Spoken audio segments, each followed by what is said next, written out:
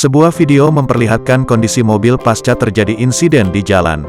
Namun kondisi itu sangat tak lazim pada umumnya. Pasalnya dalam video itu terlihat ikan-ikan yang sedang berenang berada di dalam sebuah mobil.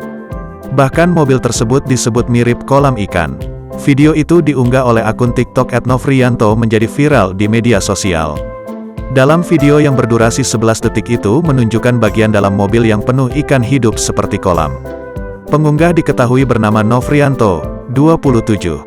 Saat dikonfirmasi Tribun Tanda Hubung Video.com pada Jumat, tanggal 7 Januari tahun 2022, ia membenarkan kejadian di videonya itu. Ia menginformasikan jika saat itu dirinya hendak mengantarkan bibit ikan yang dipesan oleh pelanggannya.